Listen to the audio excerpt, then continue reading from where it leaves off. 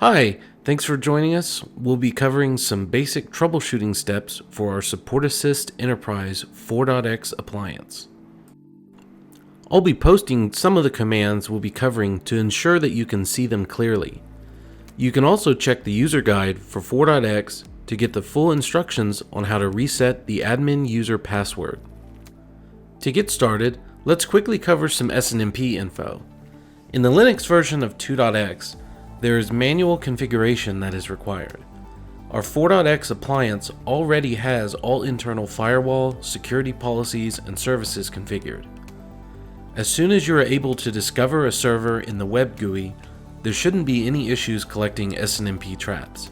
If you were to see that all systems have SNMP errors, the most likely cause would be SNMP ports being blocked in the network, and not an issue with the appliance itself. We'll now take a look at how to reset the admin user password that is used to access the web GUI. For more info on this, please see the user guide.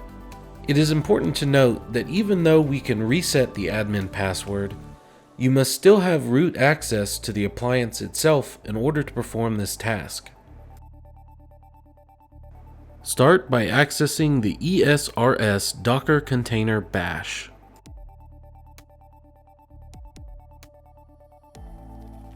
Next, we'll change the folder to the Web UI Management Utility folder.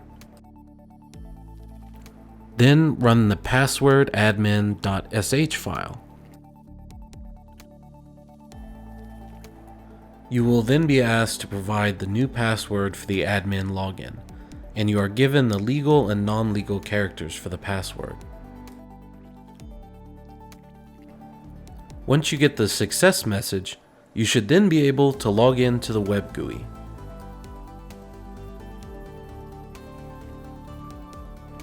Now, let's say that the web GUI is completely inaccessible. The first thing we'll want to do is log into the root console and check the web service. This time, we'll be accessing the SAE Docker container bash.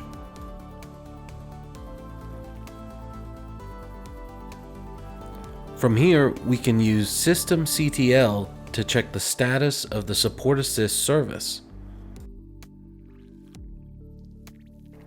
See how in this example, the service shows as failed.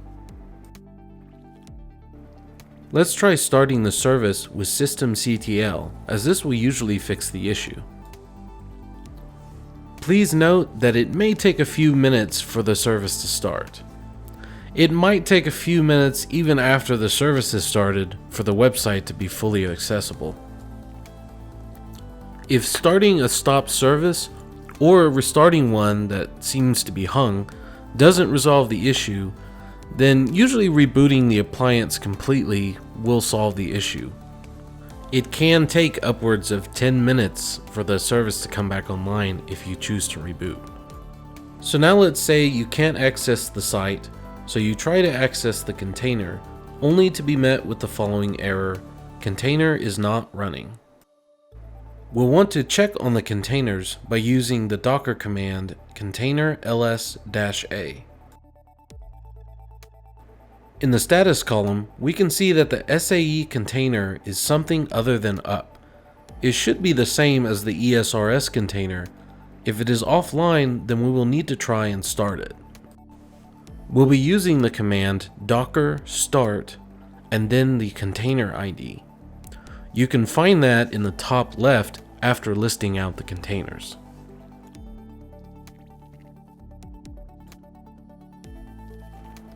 After starting the container, we will need to wait several minutes for the web GUI to become available. The services will start automatically, so there was no need to manually start the SupportAssist service after starting the container.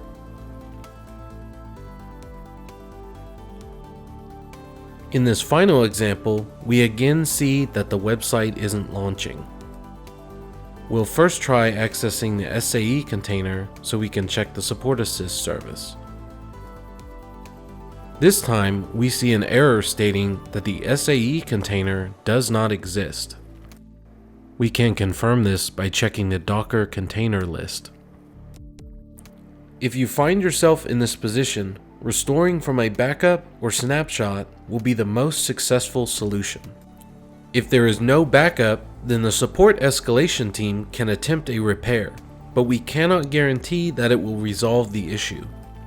If this is a new deployment, then the install has failed and you may have a corrupt download. Please try the deployment again. This will conclude our training video. Thank you for watching.